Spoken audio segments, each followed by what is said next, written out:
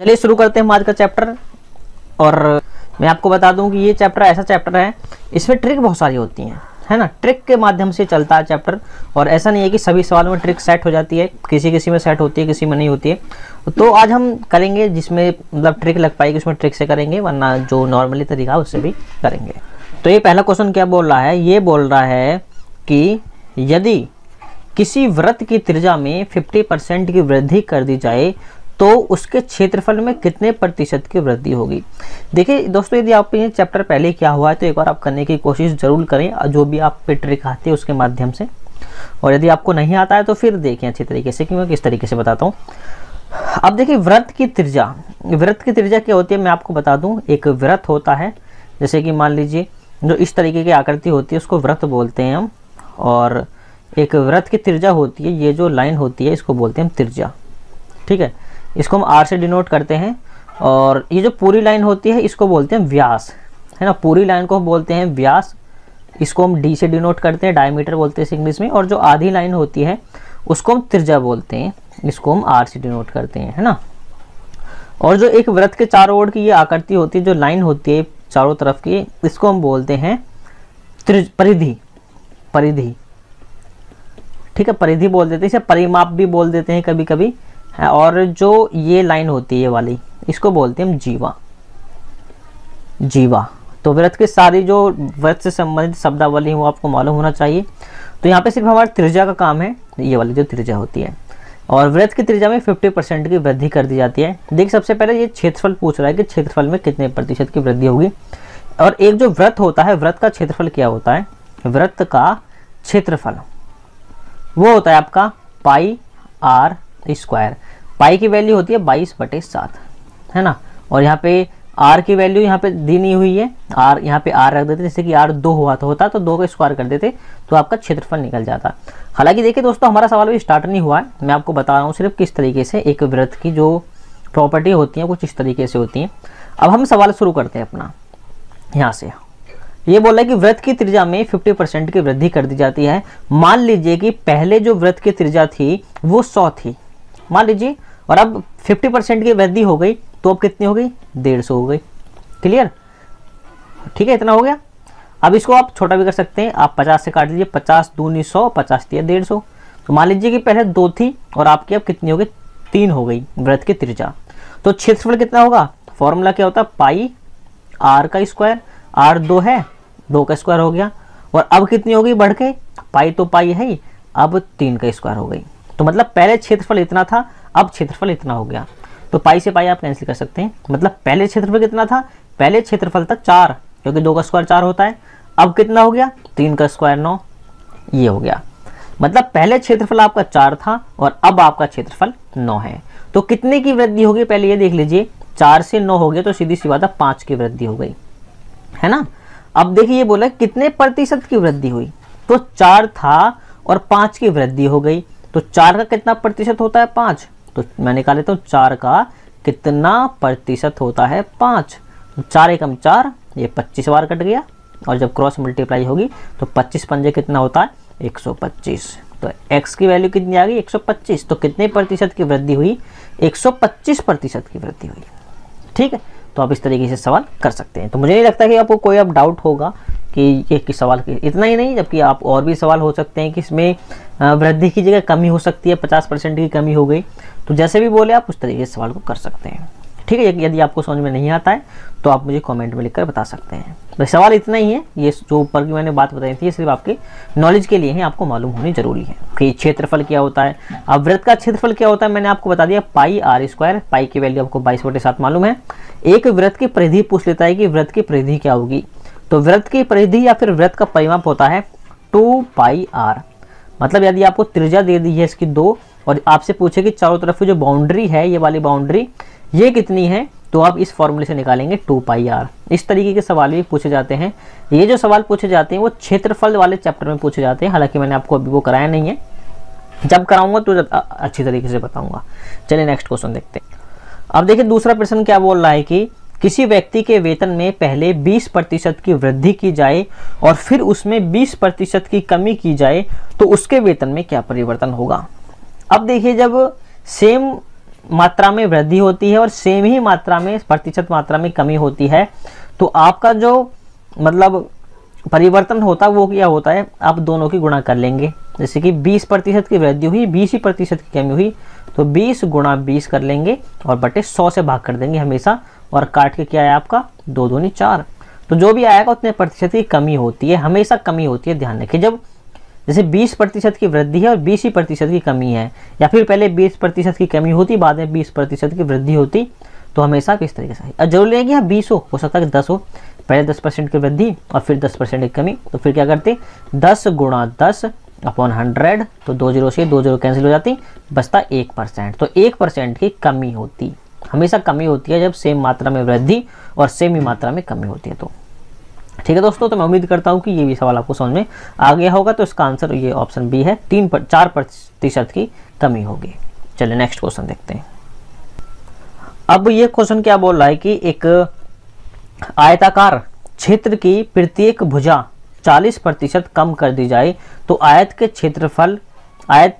आयताकार क्षेत्र के क्षेत्रफल में कितने प्रतिशत की कमी होगी।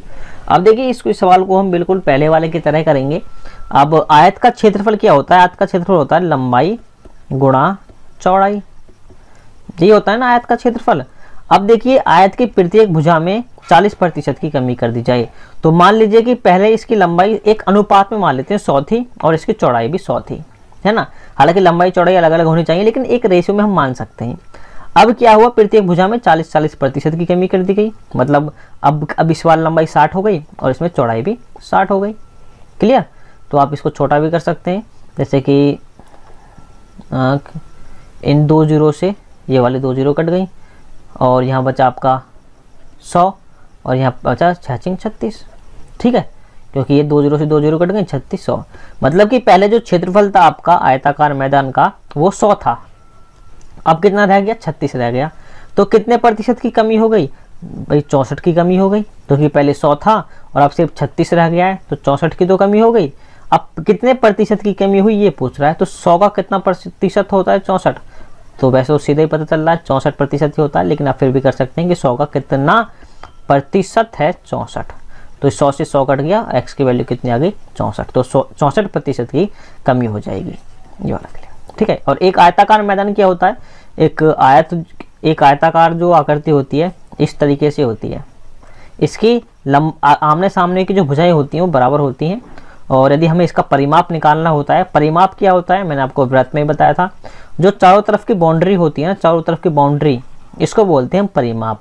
तो ये निकालते हैं लंबाई 2 गुणा लंबाई प्लस चौड़ाई, ये फॉर्मूला होता है 2 गुणा लंबाई प्लस चौड़ाई। परिमाप निकालना है तो हमें क्या करना होता है, यहाँ से लेके चलिए मैं यहाँ फिर से समझाता हूँ एक बार दूसरी आकृति बना के। ये आपका एक आयताकार मैदान है और परिमाप क्या होता है, यहाँ से लेके ये दूरी प्लस ये दूरी, ये वाली प्लस ये वाली दूरी और प्लस ये वाली दूरी, इसको बोलते हैं परिमाप।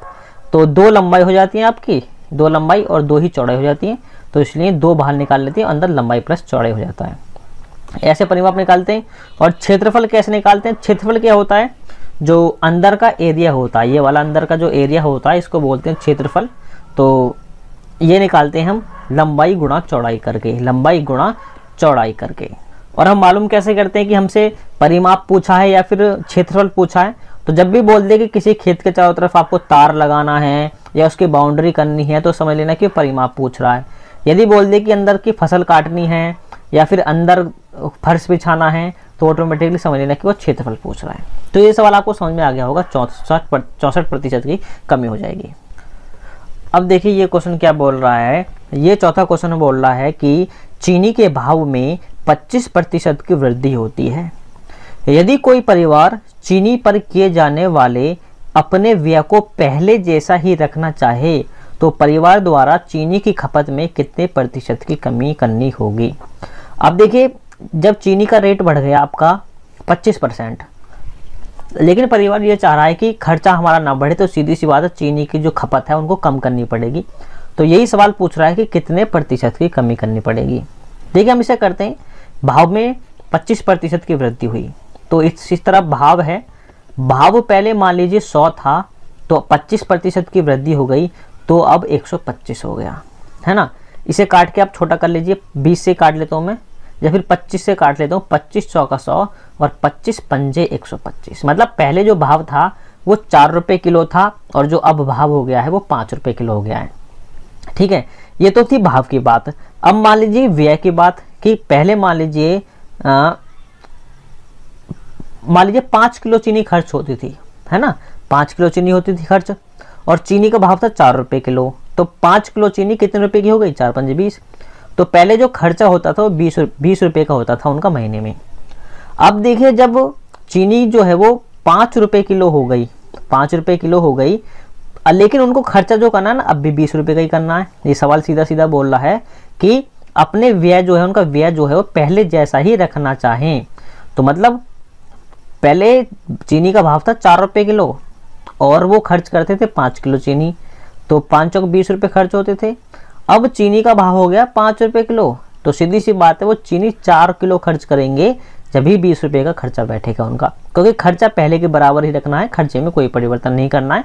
बस चीनी की व्यय जो है, चीनी की खपत जो है वो कम करनी है। तो पहले 5 करता था खपत, अब 4 करनी पड़ेगी उसको, क्योंकि जब तो 5 चौक 20 रुपये का खर्चा होगा। तो सीधी सी बात है पहले वो जो खपत था वो 5 किलो करता था, अब वो 4 किलो करता है। तो मतलब कितनी कम करता है, तो वो 1 किलो कम करता है, 1 किलोग्राम कम करता है ना। तो ये बोल रहा है कि उसे कितनी प्रतिशत कमी करनी होगी, तो ये 1 कमी करनी होगी। 5 करना था पहले वो, मतलब कि एक तरीके से मान सकते हैं। तो प्रतिशत पूछ रहा है कितने प्रतिशत की कमी आएगी, मतलब 5 रुपये में से उसको 1 कम करना होगा। तो 5 का कितना प्रतिशत होता है, 1। तो 5 से कम 5, 5 दूनी 10, और जब क्रॉस मल्टीप्लाई होगी तो x की वैल्यू कितनी हो जाएगी, 20। मतलब कि उसको 20% की कमी करनी होगी अपने खर्च में, अपने खपत में। समझ में आ गया आपको। तो इसी तरीके से सवाल जो है परीक्षा में पूछ ले जाते हैं। वैसे आपको थोड़ा सा देखिए, ट्रिक नहीं, मतलब ये कोई शॉर्ट ट्रिक नहीं है, ये तरीका है जो मैं आपको बता रहा हूँ, ये तरीका है और कमी वृद्धि वालों में हमेशा ऐसा इस्तेमाल होता है। और दूसरी सबसे बड़ी बात यह है कि इसमें आपको कुछ रटने की जरूरत नहीं पड़ेगी कि a² प्लस AB, इस तरीके से जो फॉर्मूले होते हैं उसमें रटने की जरूरत नहीं पड़ेगी, बस थोड़ी सी प्रैक्टिस की जरूरत जरूर पड़ेगी। चलिए नेक्स्ट क्वेश्चन देखते हैं। और ये क्वेश्चन क्या बोल रहा है कि यदि ए की आय का 10%, बी की आय का 15% और सी की आय का 20%, ये तीनों बराबर हैं। यहाँ पे लिख लेता हूँ कि ए की आय का 10% बराबर किसके है, बी की आय का 15%, और ये बराबर किसके है, सी की आय का 20%। ये तीनों बराबर हैं। और ये बोल रहा है कि यदि इनकी आय का योग 7800 रुपये है तो बी की आय कितनी होगी। देखिए ये सवाल आपको थोड़ा सा लेंथी हो जाएगा, लेकिन ज़्यादा टफ नहीं है। इस 0 से 0 कट गया तो मतलब a/10 हो गया, और इसे 5 से काट लेते हैं, 5 या 15, 5 दूनी 10, तो ये 3b/20 हो गया, और बराबर में 20 से कम 20, 20 पंजे 100, तो c/5 हो गया, है ना। अब आपको ये अनुपात निकालने पड़ेंगे कि ए बी सी का अनुपात कितना है। तो इन तीनों का एलसीएम ले लीजिए, 10 का और 20 का और 5 का, तो 20 एलसीएम हो गया। जिस तरीके से आप मतलब जोड़ते हो ना भिन्नों को, उसी तरीके से कर लीजिए। तो ये हो गया 2a, और ये हो गया 3b, और ये हो गया 4c, है ना। देखिए 20, ये 10 ने 2 बार काटा 2a, और 20 ने 1 बार काटा, 1 की गुणा 3 में होगी 3b, 5 ने 4 बार काटा 20 को, 4 की गुणा c में होगी तो 4c। अब नीचे वाले को छोड़ दीजिए। मतलब अब आपका जो अनुपात आया वो आया 2a बराबर 3b बराबर 3c। यदि आपने मेरा अनुपात वाला जब मैंने चैप्टर पढ़ाया था, यदि आपने उसको देखा है तो आप आसानी से कर पाएंगे आगे का सवाल। तो यहाँ पे हमको a और b और c का अलग अलग अनुपात निकालना है, a b c का। अब देखें जब इन दोनों में देखेंगे हम तो सामने वाली वैल्यू मानी जाती है, मतलब a की वैल्यू जो है वो 3 के साथ निकलेगी, 3, b के साथ ये 3, और b की वैल्यू a वाली होती है 2। तो यहाँ पे a की वैल्यू तो 3 हो गई, और b की वैल्यू यहाँ पे आपकी 2 हो गई इस वाले में। अब देखेंगे इस वाले पोर्शन में, तो यहाँ पे b की वैल्यू 4 है, तो b की जगह मैं 4 रख देता हूँ, और यहाँ पे c की वैल्यू ये 3 है, तो c की वैल्यू कितनी हो गई, 3 हो गई। अब यहाँ से अनुपात कैसे निकालेंगे, मैंने बताया था कि जो जगह बच चुकी है वहाँ पे पड़ोसी वाला लिख लीजिए। जैसे कि c का ये वाला पोर्शन, यहाँ पे जगह बची है और एक यहाँ पे बची है, तो यहाँ पे 2 लिख लीजिए जो उसके बराबर में होता है, और यहाँ पे 4 लिख लीजिए जो कि बराबर में 4 है। 10 मल्टीप्लाई कर लीजिए, 2 3 6, 4 दूनी 8 और 3 चौक 12, और काट के छोटा कर लीजिए 2 से, 2 छिक्का 12, 2 चौक 8 और 2 तिया 6। मतलब ए बी सी का अनुपात कितना है? 6, 4 और 3 का अनुपात है ए बी सी का। अब ये तीनों का योग कितना है? 7800 रुपये। मतलब 6, 4 10 और 3 13। 13x बराबर कितना है? 7800। और 1x बराबर कितना हो गया? 7800 बटे 13। और ये बोल रहा है कि बी की आय कितनी है? बी की आय कितनी थी? 4 के अनुपात में थी, तो गुणा 4 से कर लीजिए। 13 छिंग 78, 0 0 और 600 गुणा जब आप 4 में करेंगे 6 चौक 2400। तो यहाँ पे जो आपकी बी की आय निकली वो कितनी निकली? 2400। यदि ये पूछता है कि ए की आय कितनी है तो 6 से गुणा कर देते। तो यदि आप 600 की गुणा 6 से में कर देते तो 3600 आपकी ए की आय आ जाती है। यदि पूछता है कि सी की आय कितनी है तो 600 की गुणा 3 में कर देते तो आपकी 1800 रुपये इसकी आय आ जाती। क्लियर?